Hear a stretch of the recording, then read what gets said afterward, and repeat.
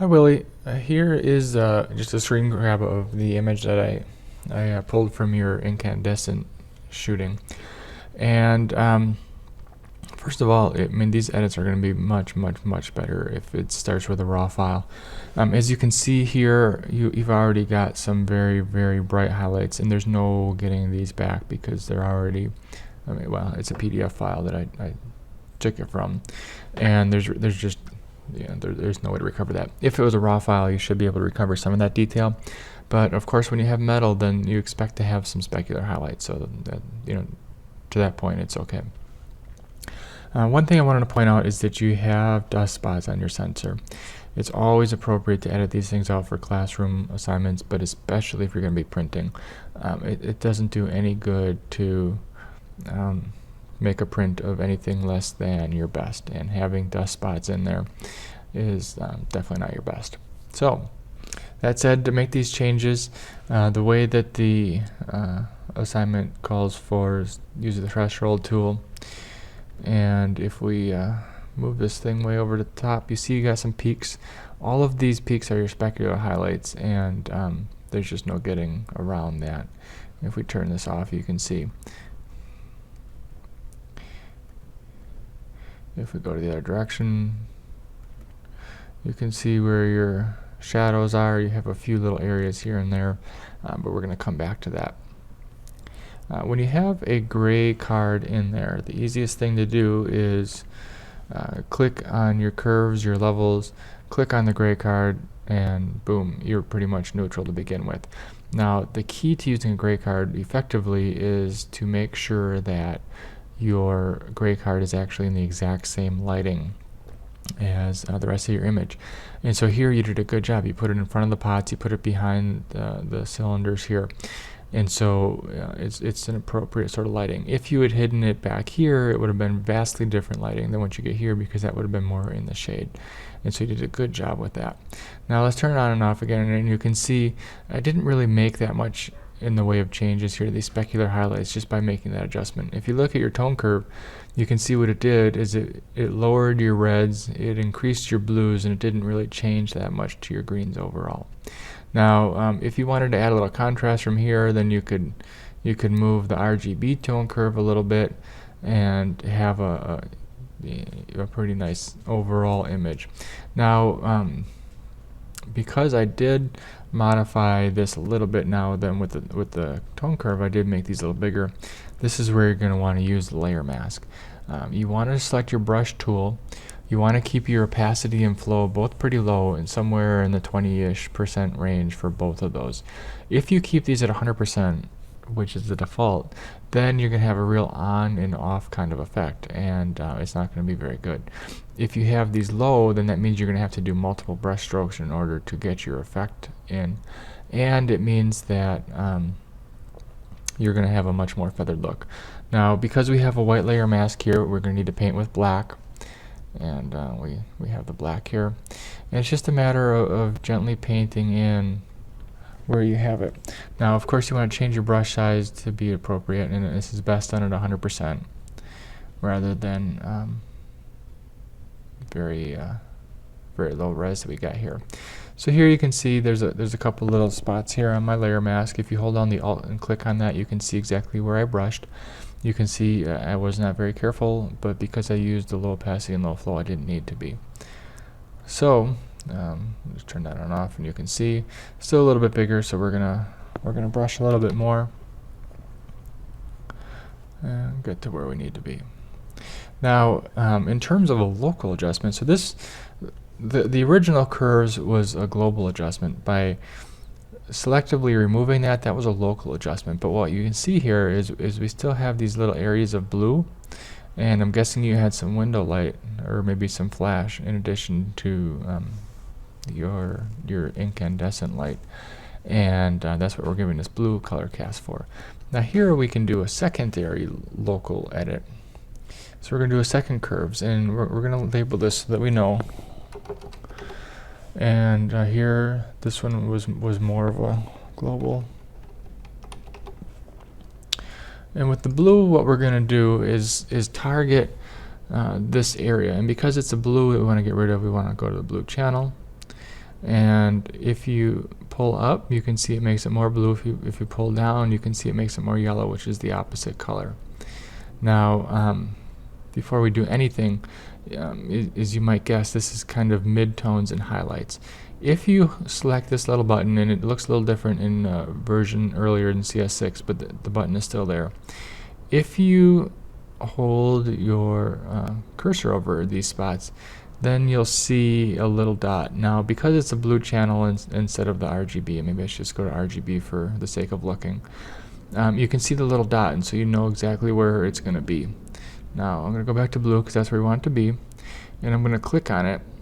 And what happened is that it made a little point on the, yeah, it didn't. I'm going to click here, drag it up just a little bit, except that I accidentally changed it back to RGB here, so I'm going to turn that off, go back to the blue. Here's the little point that I wanted. Pull it up, pull it down just a little bit. And what you can see is that this is maybe a little cyan now. And so we're going to go to the red channel, and we're going to modify that a little bit. And so between the two of those, we're getting pretty close to neutral in these spots. But you can see it's really boogered up all the rest of this. So what we want is, because we're looking to make these edits just very selectively where it needs it, is we're going to, in those, that's a small part of the image, we're actually going to reverse this this layer mask here. So Control-I or Command-I on a Mac, I think you're on a Mac. The other thing that you can do is Image, and then Adjustments, and then Invert.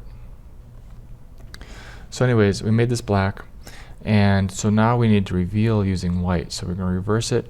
Again, we want to keep low opacity and low flow, and then just paint in a little bit where it needs it. Now again, we're using pretty light brush strokes here, and that's going to give you a more feathered effect, but it means you're going to need to do more of it than just a quick simple on and off. Now, I seem to think that you're not using a Wacom Tablet, and it's a tool that I would definitely recommend you consider adding to your kit at some point. It lets you do these kind of edits with a pressure-sensitive pen instead of a mouse, and you know how it is. We've been trained to use a pen or a pencil or a crayon our entire life, so it's a very natural sort of edit, and as compared to the mouse, which is kind of more of a chunky sort of tool and doesn't have the same kind of fine control. When you use a mouse to do these things, you're either fully applying it or you're not. And when you're using the pen in a tablet, in addition to having a low opacity, low flow, the pressure that I use to push down on the pen also varies the amount of the edit that I'm adding. And so here you can see, we'll put that on and off, that this is the kind of local edit that you would use to fine tune. And this is a perfect example of how first we made our global edits, and then we went back and we made the local. And by using the combination of these tools, then we're able to get the image as close as possible. So we'll get some of these little highlights knocked down a little bit. And I'll post this file here for you in the classroom so that you get an idea, and you can look at these layers and see how they are. Now, in terms of the threshold assignment, and actually, I'm trying to think what class you're in. I'm doing a printing class and a color management class here. I'm confusing myself a little bit. Color management class. With the threshold, you can edit these things by number. Now I'm going to turn these off here for the moment, and this is something that you would use if you didn't have a gray card. Now, having the gray card in there is the right choice for sure. Use the threshold tool, find your black point, find your low point, and then use the color sample tool. And we're gonna zoom in here a little bit more than 100% so that we can make sure I'm actually clicking on a black point instead of on white, and I missed it a little bit. I'm going to zoom in even farther.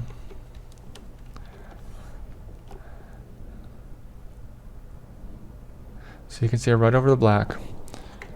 Now we're going to go and do just the opposite of the white.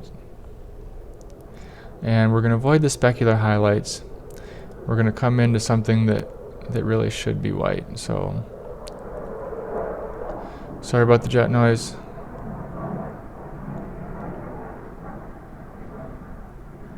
So we're gonna target here for this little bit of white in the Lipton. Everything else I'm seeing here is pretty much specular highlights. This part of the rack could certainly qualify, so we'll just see what comes up first. I guess it was part of the rack. So now, again, we're going to zoom way in so that I can make sure that I'm clicking just on the rack. And we're going to call that the white point. So now we can turn this off. Now we would add another curves layer. And we're going to call this editing correction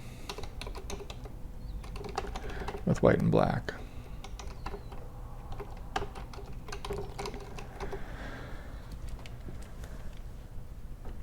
Click on it.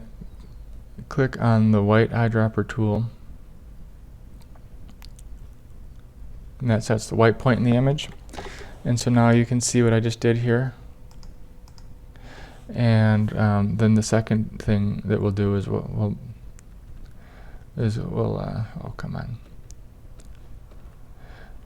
set the black point, which, where was that?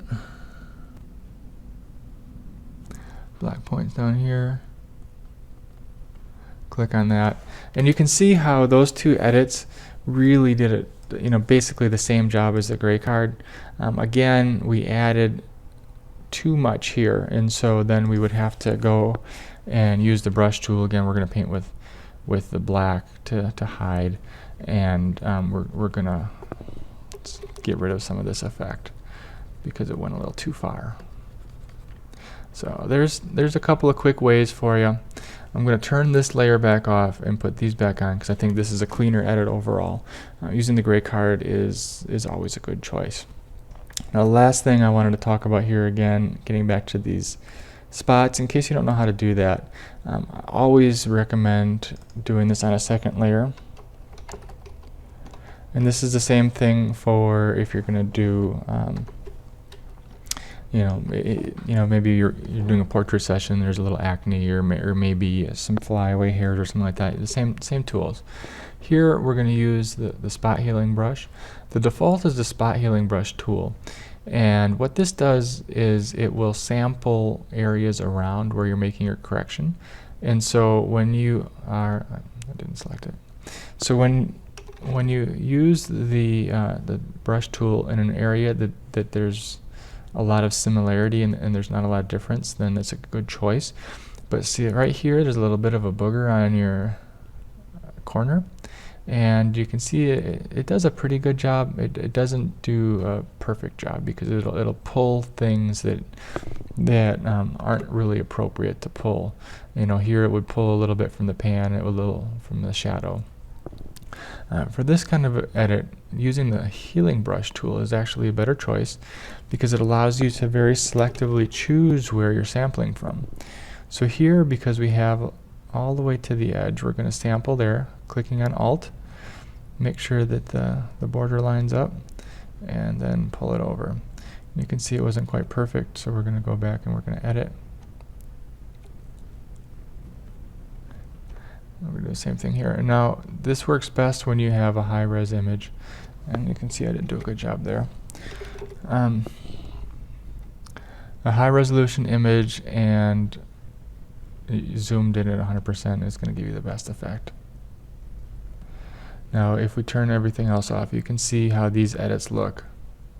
It doesn't look like much, but I tell you what, it's the difference between having a well-polished image and an image that isn't complete. Makes a big difference. So let me know if you have any questions, and again, I'll post this file here in the classroom so that you can take a look at the Photoshop files and the layers.